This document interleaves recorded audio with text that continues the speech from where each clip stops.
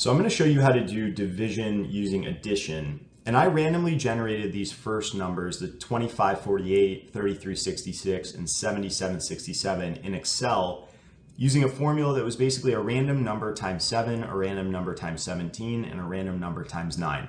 So I don't know what the solution is going to come out to. I'm just going to solve these as I normally would if I were taking the test and show you my method. So when we're dividing 2548 by 7, we're basically saying how many times would I add 7 together to get to 2548? Because 7x equals 2548, and so that means that x equals 2548 over 7. Now when you say 7x equals 2548, what you're really saying is 7 added to itself x number of times is equal to 2548. For example, 7 times 4 is 28, and that's because 7 plus 7 plus 7 plus 7 gives 28. Because 7 plus 7 is 14, and 14 plus 14 equals 28. So that's one way of thinking about multiplication and division. Now, if I need to work up to 2548 in increments of 7, I'm just going to start taking off large increments of 7. So 2100 is 3 with 2 zeros after it times 7, and that would leave us with 448. Now 7 goes into 42 6 times, so it goes into 420 60 times, and that would leave us with 28. And 7 goes into 28 4 times, as we actually just showed. And so if I add these together, I'm adding up all the times that 7 would have been added to itself to get to 2548, and that gives me 364.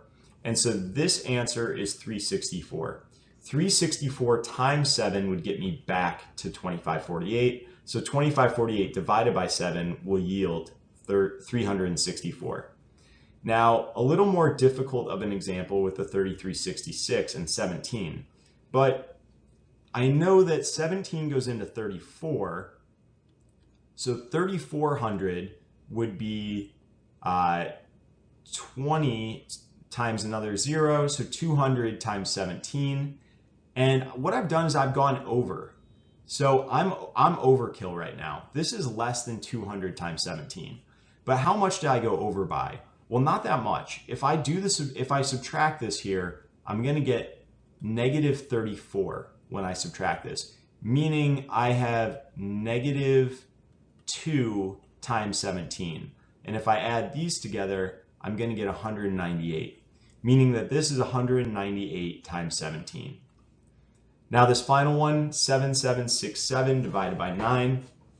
So I know that 9 goes into 72, and that would leave us with, let's see, so that is 800 times 9, and that leaves us with 567.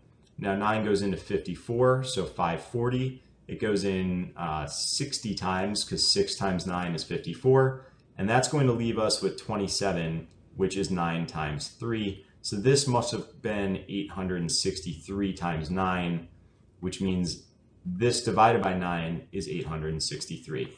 So thinking about addition and subtraction as your method for division is basically the same thing you do when you do this symbol, but I think it's more straightforward when you break it out this way.